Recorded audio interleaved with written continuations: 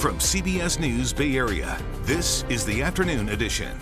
And right now in the Afternoon Edition and streaming on CBS News Bay Area, another day of stormy weather as the same system that slammed the Bay Area with heavy downpours and strong winds continues to move through. Good afternoon, I'm Ryan Yamamoto. It's a first alert weather day as more scattered showers, including possible thunderstorms, are expected to hit our region.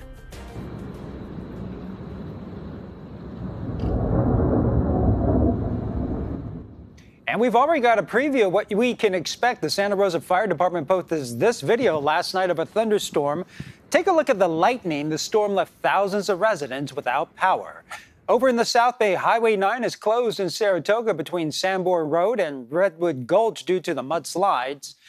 Caltrans says they expect to reopen the road tomorrow night. And in Alameda County, a popular shortcut between Fremont and Sunol will remain shut down for days. A portion on Niles Canyon Road collapsed into Alameda Creek. While crews were able to keep the road open in one lane for most of the day yesterday, they closed it completely last night. Caltrans says it still needs to fully evaluate the damage. They're asking drivers to take alternate routes. And more snow is expected to fall in the Sierra this morning. Trucks were getting screened on the side of the road on Highway 80. Crews were making sure drivers had the proper chains to go up and over the summer. That's Interstate 80. Let's get right to meteorologist Jessica Birch with their first alert forecast. Absolutely, Ryan. It is a first alert weather day here in the Bay Area. And if you live off in the East Bay, you're probably thinking and looking out your window saying, what type of weather is she talking about? But the more we head along our coast, and you can see it at the bottom of your screen, that's a little tease right there. We already have active weather and it's starting to build in along our coastline. Temperatures throughout this afternoon sitting in the 50s, but let's get into the meat of this. Our first alert Doppler is showing a very strong storm cell, a line of storms banding up along our coastline as we head into the next couple hours. Now, this is going to continue to track off into the east, but better yet, let's zoom in just a little bit closer to home into areas like San Francisco, San Mateo, and all throughout the Bay Area. We are going to see the storm continue to build. And better yet, Billy, would you mind advancing this real fast? It looks like this stopped, but I do want to show what it's looking like. As we head into the next 15-20 minutes, this is going to start impacting areas like San Francisco. We're already seeing light to moderate rain near Half Moon Bay, heavier storms starting to build just up into Santa Rosa. And let's actually zoom down now into San Francisco, and we're going to advance one more so you can see that track as it moves its way in. Daly City and San Francisco within the next 14 to 19 minutes getting hit with some of those heavier cells of rain. Now, there's a lot of thunderstorm activity associated with the storm, and we're going to break that down for you coming up in our first alert forecast. But for now, I'm going to send it back over to you. All right, thanks, Jess. Well, in San Luis Obispo County, the new video shows CHP helicopter crews performing two separate rescues on drivers who were trapped by rising waters yesterday. In Paso Robles, crews hoisted a victim along the Salinas River, and just moments later, they found another victim trapped. They also rescued them.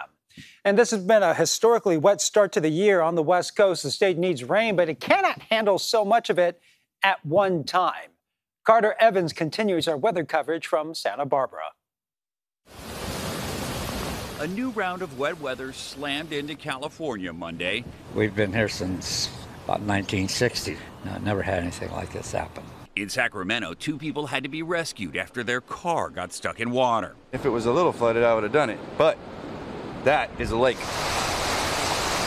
And we were on the ground in Santa Barbara when we came across a disturbing scene. A Swiftwater rescue team is recovering a body from the water. It's not clear if this is a weather-related death. The body was found by one of our crew members, and it looks like it came down this stream.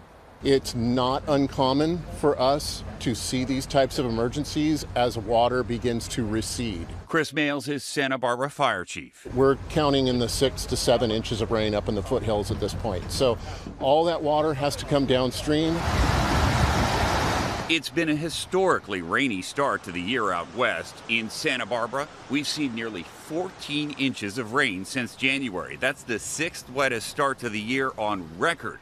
Los Angeles has already seen as much rainfall as it normally sees all year, raising the risk of landslides like the one that devastated this LA neighborhood 2 weeks ago. We know that the hills are saturated, though, so everybody's a little nervous. And we have you covered with weather in your area, on air, online at kpix.com and streaming on CBS News Bay Area. Rain or shine, San Francisco is getting ready for the Lunar New Year parade happening this weekend. Actress and comedian Awkwafina will be the parade grand marshal. The city is expecting a huge crowd to celebrate the Year of the Dragon. Chief Bill Scott says to keep people safe, they will step up patrols. As we see these events all over the country where things happen, like what happened in Kansas City, it's our pledge to make sure that our city is safe. So as we always do for the Lunar New Year parade, we will have very, very heavy deployment. The parade kicks off at Market and 2nd Streets at 5:15 p.m. this Saturday. To Washington, D.C., Republicans and Democrats are grappling with how to respond to Russia following the death of opposition leader Alexei Navalny and recent gains made in the war against Ukraine. Natalie Brand has more details from the White House. The Biden administration says it's preparing what it calls major new sanctions on Russia for its war in Ukraine and the death of opposition leader Alexei Navalny. We already have sanctions moving and we're considering additional sanctions, yes. Navalny's death comes as Russia has gained some ground in its war against Ukraine, taking over a key city in the east. The White House blames congressional inaction. They're making a big mistake not responding. It's unclear when the U.S. House would consider a foreign aid package for Ukraine. House members left Washington for a nearly 2-week recess without taking up the Senate's bipartisan package. Now there's a new effort of bipartisan lawmakers trying to come up with a smaller foreign aid package that also combines the southern border. The House proposal, it depends on how it's written, makes perfect sense to me. But the question now, will former President Donald Trump lobby against the bill? He opposed the Senate's bipartisan border security compromise initially linked to foreign aid, which collapsed earlier this month. President Trump told Congress, don't pass anything until after November. We can't wait that long. Former UN Ambassador Nikki Haley also took aim at her rival for a lack of response to Alexei Navalny. The GOP frontrunner finally posted his comment on Monday, saying Navalny's death has made him more aware of what's happening in the U.S. He's going to side with a dictator who kills his political opponents. Despite sharpening her attacks on Trump, Haley still remains behind by double digits in the latest polls ahead of Saturday's GOP primary in South Carolina, where she formerly served as governor.